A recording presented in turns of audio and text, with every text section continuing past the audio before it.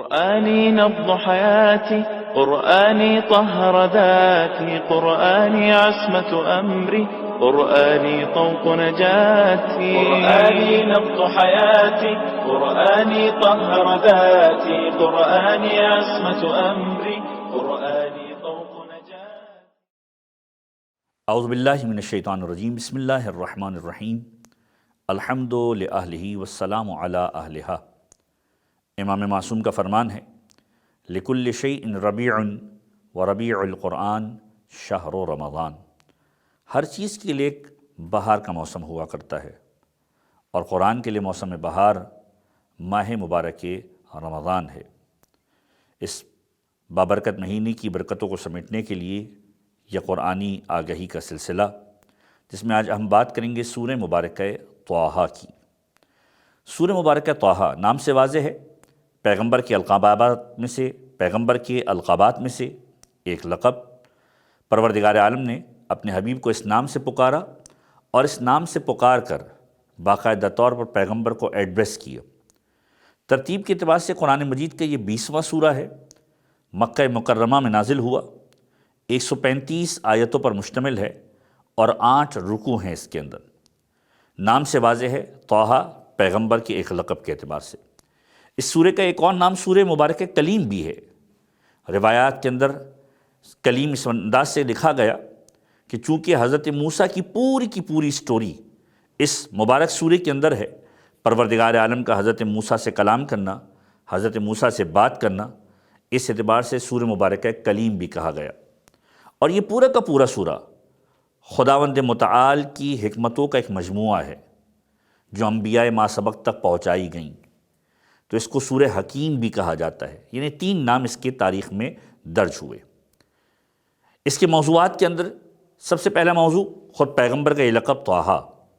پروردگار عالم نے مخاطب کہا طٰہٰ، اور پھر جملہ کا اے حبیب، اپنے آپ کو عبادتوں کے اندر بھی زیادہ مشقت کے اندر نہ ڈالو۔ پیغمبر تبلیغ اسلام کے بعد، تھکنے ہارنے کے بعد اس کیفیت میں ہوتے تھے کہ رات بھر عبادت میں گزارتے تھے۔ پیغمبر کے پاؤں میں ورم آ چکے تھے۔ قرآن کریم کے اس سورے کے اندر یہ آیت نازل ہوئی، اور پروردگار عالم نے بڑے لاڈ سے اپنے حبیب کو مخاطب کر کے کہا کہ اے حبیب، عبادتوں کے اندر بھی اپنے آپ کو مشقتوں میں نہ ڈالو۔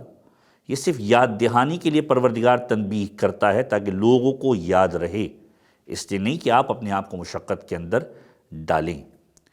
دوسرا موضوع جو اس سورے کے اندر ہے، وہ حضرت موسیٰ سے متعلق ہے، اور بہت انٹرسٹنگ ٹاپک ہے۔ میں ریکمینڈ کروں گا اپنے سننے والوں کو کہ سورہ مبارکہ طٰہٰ کو ترجمہ کے ساتھ ضرور پڑھیں۔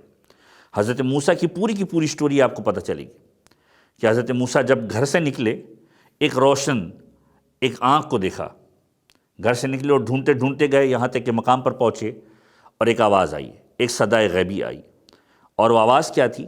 یہ آواز بہت بڑا پیغام ہے، آج عصر حاضر کے ہر ایک ذکر کرنے والے کے لیے بھی، اور ہر ایک اہل بیت کے دامن سے جڑے ہوئے اس شخص کے لیے جو کسی بھی مقام پر جا کر کوئی مقدس ذکر کرتا ہے یا کسی بھی مقدس مقام پر جاتا ہے۔ اور یہ تہذیب ہے جو پروردگار عالم نے ہم تک پہنچانے کی کوشش کی ہے، کہ آیت قرآن کی نازل ہوئی ہے باقاعدہ طور پر، اور حضرت موسیٰ کو پروردگار عالم نے مخاطب کر کے کہا کہ موسیٰ جوتے اتار دو، نالین جو تم نے پہنی ہوئی ہیں یہ اتار دو، تم مقدس وادی کے اندر ہو۔ حضرت موسیٰ نے جوتوں کو اتار دیا، نالین کو اتار دیا، اور پھر وحی پروردگار عالم کا سلسلہ شروع ہوا۔ اور وہ وحی جو آپ اکثر و بیشتر سنتے ہیں، پروردگار عالم نے کچھ پیغامات دیے، توحید کا پیغام دیا، قیامت پر عقیدے کا پیغام دیا، نماز کا پیغام دیا، اور پھر موسیٰ سے سوال کیا عصا کے بارے میں۔ ائمہ طاہرین کے واقعات کے اندر موسیٰ کے اس عصا کے تذکرے کا واقعہ ہم بہت بار سنتے ہیں۔ موسیٰ نے پروردگار سے کہا کہ پروردگار یہ میرا عصا ہے، میں اس سے ٹیک لگاتا ہوں، سہارے لیتا ہوں، اس سے اپنے بکریوں کے لیے پتے جھاڑتا ہوں، اور یہ میرے بہت کاموں کے لیے مفید ہے۔ پروردگار نے وحی کہ موسیٰ اسے زمین پر چھوڑو۔ زمین پر چھوڑا تو موسیٰ کا وہ عصا سانپ کے اندر تبدیل ہو گیا۔ پھر پروردگار نے کہا اسے پکڑو دوبارہ۔ موسیٰ خوف کھانے لگے، پروردگار نے کہا نہیں پکڑو، اب ہم اس کا دوسرا رخ تمہیں دکھلائیں گے۔ اور جب موسیٰ نے پکڑا تو وہ اسی کیفیت میں واپس پلٹ چکا تھا جو عصا کی کیفیت تھا۔ تو یہ پورے کے پورے واقعات سورہ مبارکہ طٰہٰ کے اندر موجود ہیں، اور وہ معروف دعا جو ہم کرتے ہیں، جو حضرت موسیٰ نے بھی مانگی، جب وحی نازل ہو گئی پروردگار نے پیغام دے دیے، کہا جاؤ فرعون سرکش ہو چکا ہے، جا کر تبلیغ کرو، اسے ہمارا پیغام پہنچاؤ۔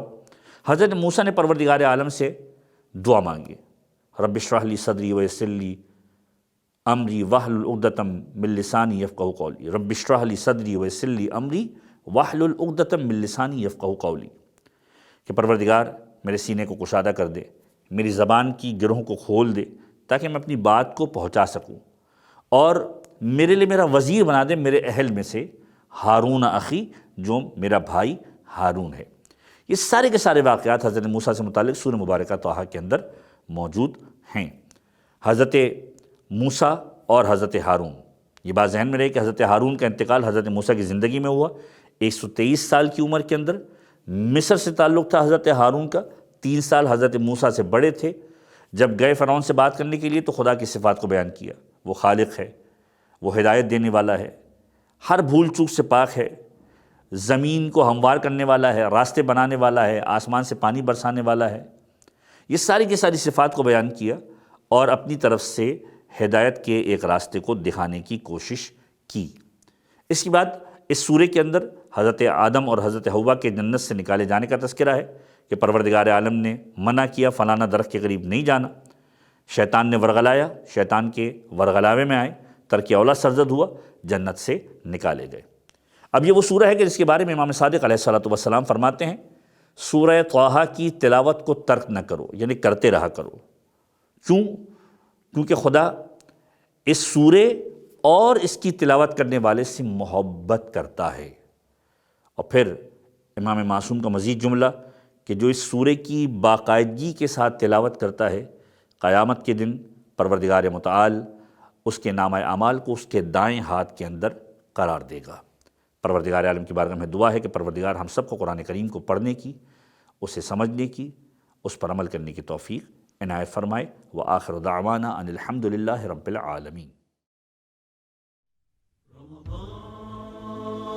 رمضان تجلى وابتسما